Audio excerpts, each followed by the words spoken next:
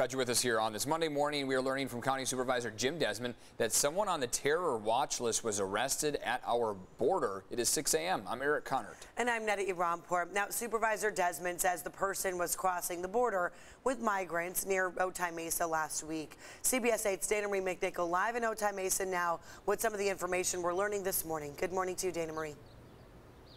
Well, good morning, Eric and Ned. I'm here at Otay Mesa where that person on the FBI watch list tried to cross. We're learning that they're an Afghan nationalist. We don't know if they were trying to cross illegally or legally, but we do know they were captured during a screening with Border Patrol. Now, Supervisor Jim Desmond says he got word of a person on that terrorist watch list crossing alongside a group of migrants. That person was arrested Wednesday, but now we're just learning about it. Fox News is reporting Border Patrol took the migrants to a processing station where a fingerprint scan found the Afghan was a match on the terrorist screening database.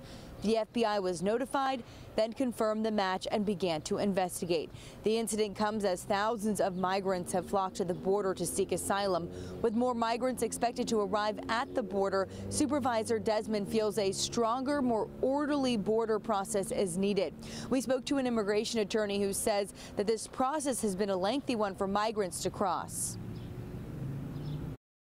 If they say that they have a fear returning to their country of origin, then what happens is that immigration sets them apart and gives them a screening for asylum purposes. Now, the identity of that person on the watch list is unknown, and we don't know either why they were added to that watch list. Of course, if we get any further information about this investigation, we will be sure to update you as well on CBS8.com. I'm Dana Marie McNichol coming to you live from Otay Mesa. Dana Marie, thank you. And this morning, the campsite along the San Ysidro border fence is empty as migrants continue to be processed. Yeah, no more people there. This is video from yesterday afternoon. Certainly a stark difference from what we saw last week when we were reporting on this. The many people who were basically stuck out there. Now you see it's items like tents and some of their blankets that were left behind. So where are those migrants being taken? Well, on the left, you see new video of people getting on a bus at Ped West. Last night, the San Ysidro Port Director telling CBS 8 they were being processed there. They were eventually sent to a shelter over in Mission Valley. Then on the right, you see video of people who have already been processed, and they're being dropped off at San Diego International Airport over the weekend. So they're flying to other states now to meet with family or sponsors. Meantime, there has been a 50% drop in the number of migrants encountered at the border. On Friday, agents reported about 6,300 border encounters. On Saturday, that was down to 4,200. Far cry from the all-time high of more than 10,000 a day in the stretch leading up to the expiration of Title 42. However, officials say it's too soon to rule out a later spike. My hope is they'll continue to go down, but we have a lot more work to do. And we need some more help from the Congress as well. The Biden administration says the drop is due to the new asylum restrictions. This morning, many migrants are in the small town of Jacumba, just north of the border and an hour east of San Diego. Migrants told CBS 8 they paid thousands of dollars to people who said they could drop them off at the border, but ended up on U.S. soil, confused and unsure of what's next.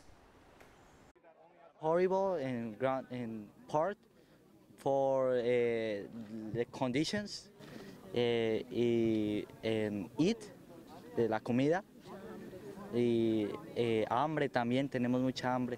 You're hungry. Hungry. Over the weekend, some UCSD students made the drive east to help these migrants, and the owners of the Jacumba Hot Springs Hotel have been helping out with donations. Right now, they say they have enough items to hand out, but they do need volunteers. And be sure to stay with us here on CBS 8 for updates from the border. Coming up here at 6:30, we're going to speak with legal analyst Dan Eaton about the process these asylum seekers will have to go through now.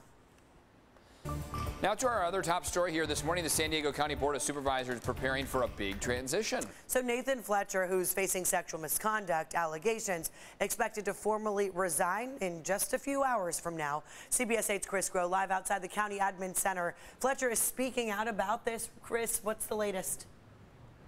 Yeah, I've been able to obtain a letter that went out to supporters and friends that was sent out by Fletcher here just a short time ago. And I want to put some of this on your screen again. This is just a portion of what was a pretty long letter here that we have fully up on our website. But I want to read this portion here.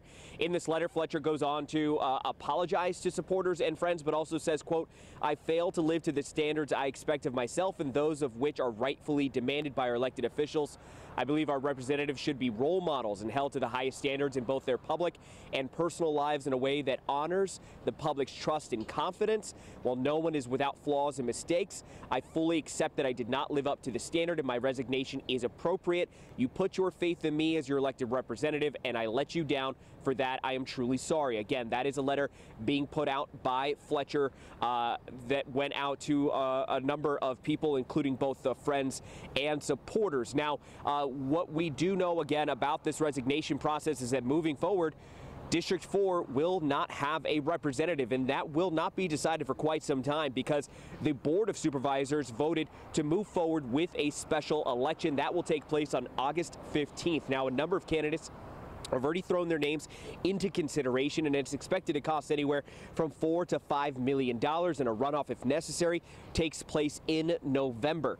The other option would have been the board of the 4 remaining supervisors deciding on the replacement. However, it's going to be up to the voters, and there are roughly 700,000 constituents in the district. Now, Fletcher has already resigned as board chair of MTS, suspended his state campaign and a state Senate campaign, and all of this happening directly after sexual harassment and misconduct allegations surfaced. Now, again, coming up here in about a half hour's time, we are going to jump into that debate that will be held amongst those District 4 candidates. But again, at this hour, we just got that letter into our newsroom. We just obtained that, so we wanted to make sure that you saw that here first and foremost, and you can read even more of it. Again, an extremely long letter there going out to friends and supporters. So you can go to our website, CBS8.com, and click on that story link. Eric and Netta. Chris Grow with the very latest. Thank you for that. And now, Evan, how's our forecast Hello today? there. Good morning.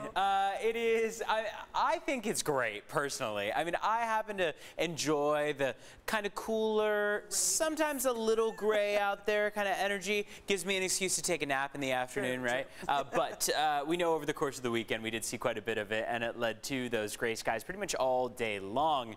So if you're not a fan of a little bit of cloud cover, then today's maybe not your day along the coast. However, you only have to head a few miles inland for you to see the sun, and that's because inland valleys, mountains, deserts, they're all going to be in the above average range. Temperatures are going to be in the mid 70s, low 80s for the mountaintops. It's really strictly the coast in particular that's going to be struggling through a good amount of that cloud cover and cooler than normal temperatures. So that's the place to watch out for. We're going to start to incorporate a higher opportunity for thunderstorms in the forecast by the middle of this week. That's as monsoonal moisture starts to increase. Not typical for this time of year, but something we're watching out for is for humidity to really start to rise, and then in turn for that uneven heating by the afternoon. Remember, mountains are still going to be in the 80s for most of the afternoons to come, and that means that when you combine the warmer than normal temperatures and high humidity values, you see the opportunity for a few thunderstorms. So we're going to see that mainly Wednesday through Friday. We're all going to feel the humidity though, and that's going to be a threat mainly through the end of the week before we start to see that dwindle just a bit into Saturday and Sunday. View outside from La Jolla has been beautiful. I mean, you still have that cloud cover out there though. It's been nice though to see some of that light peeking through on the view. 5:50 a.m. was that sunrise, so just about 20 minutes ago. Sunset's going to come at 7:40. So here are those highs. Again, 64 for PB, 68 for San Diego, 78 for Santee and El Cajon. Once they get the sunshine, they get the warmth too. Along the coast up in Oceanside, 68, 66 for Carlsbad, and 77 for Palomar Mountain and for Escondido this afternoon. Let's take a look at your border wait times and how things are looking as you make your way into the U.S. right now. Looks like it is pretty decent wait out there, 190 minutes, so well over 3 hours at the San Ysidro Port of Entry. Otay Mesa Port of Entry, just under 2 hours. However, we, again, have been seeing this increase from last week into this week, so there is the possibility that in some cases, your wait could be even longer than what you see on the screen here. CBS8.com/traffic also has more on what the highways look like once you get into the U.S. Back to you.